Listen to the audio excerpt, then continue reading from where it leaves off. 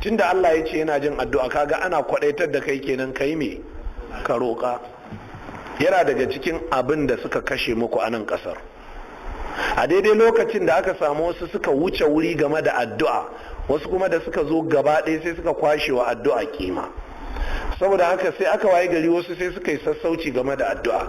Ita kanta addu'a ibada ce. Haka ya zo a cikin hadisi sahihi da annabi sallallahu alaihi wasallam ya ce addu'a huwa ibada. Addu'a ita ce ibada.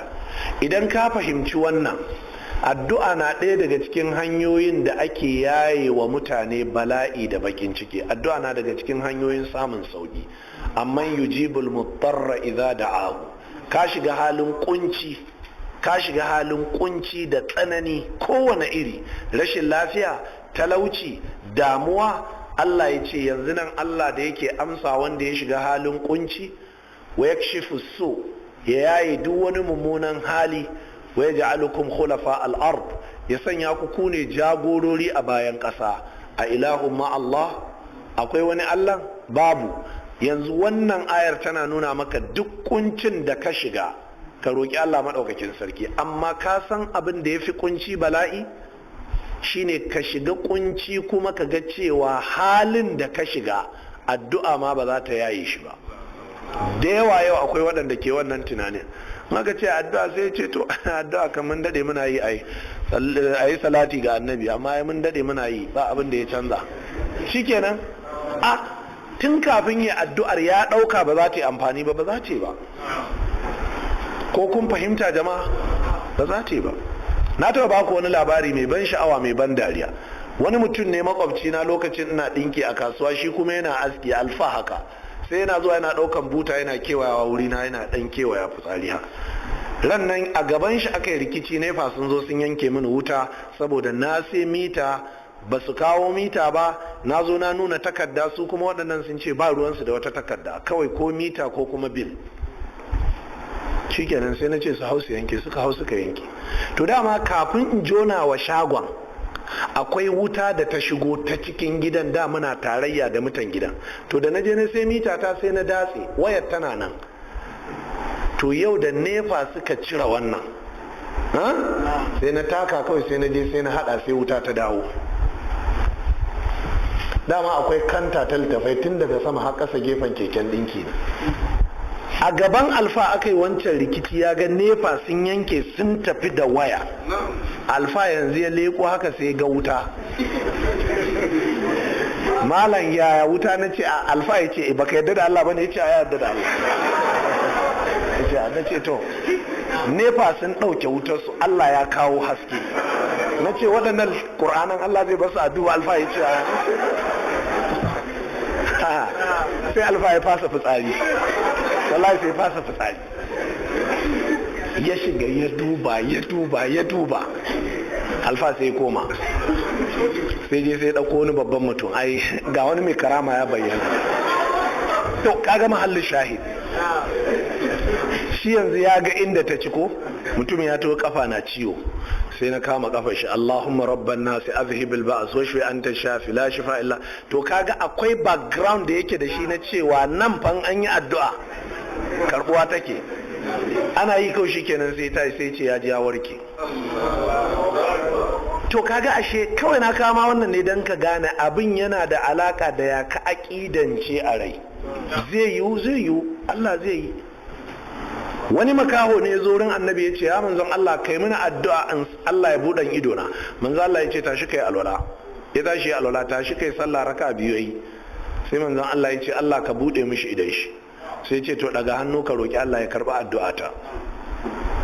Shikenan sai ya ainihin addu'a. Yana addu'a makaho sai idan shi ya buɗe.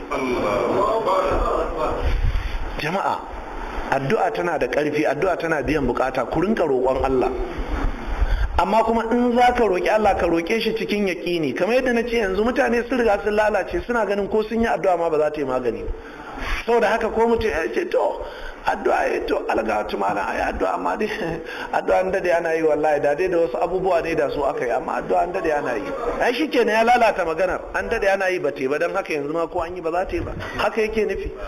jama'a ku rinka addu'a yanzu cikin watan azumi ka je ka yi sallar dare ka ɗaga hannu ka karanta qur'ani ka yi salati faɗa wa Allah matsalar ka kai tsaye. In za a gaya wa Allah ba a kwana. In ka je wurin alhaji ne kana son kuɗin sadaki wallahi wata yarinya ce ta makale tana so na to shine dai dama kuma gashi dama babana bai da rai shine dai nake son alhaji ya taimaka. Wannan kai da alhajin birni ne. In ka tsaya gaban Allah sai ka ce Allah ka bani kuɗi, haka Allah bani kuɗi, Allah ka bani mata, Allah ka abin da kake so shi zaka faɗa wa Allah. Ko kun fahimta jama'a? So amma sai ka samu yaƙini, sai ka samu yaƙini. Don haka manzon Allah ya kwaɗaitar da sahabbai game da addu'a kwarai da gaske. Don haka musulmi ku rinka addu'a, ku rinka sa matan ku su ne muku addu'a, ku rinka sa ƴaƴan ku su ne muku addu'a, ku rinka sa malamai da sauran bayin Allah su ne muku addu'a, kai kanka ka rinka wa kanka addu'a. Jiya mun ji hadisi da manzon Allah sallallahu ta'ala alaihi wa alihi wa sallama ya ce wa sahabbai, cikin ku wanda ya je ya haɗu da kabilar Karnawa a cikin ƙasar Sham ya nemi wani mai suna Uwais ibn Amir al-Qarni. In ka haɗu da shi, daga cikin alamomin da za ka gane shi cewa mahaifiyar shi ce take da rai a lokacin, mahaifin shi ya rasu, sannan yana da mele, yana da tabo kamar inda wuta ta taba shi haka. Umar shi ne wanda ya fara gano shi. Hadisi ne sahihi, yana cikin sahihi Muslim.